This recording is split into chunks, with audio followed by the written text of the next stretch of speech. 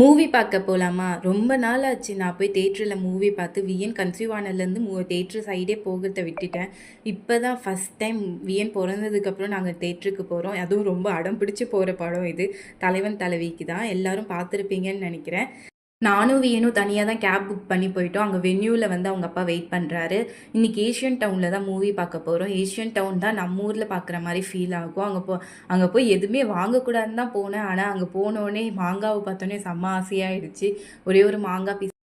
மாங்காயில் நல்லா உப்பும் காரமும் போட்டு வச்சுருந்தாங்க. அது கேரளா கடை. நிறைய 90s கிட்டான ஸ்வீட்ஸ்லாம் இருந்துச்சு.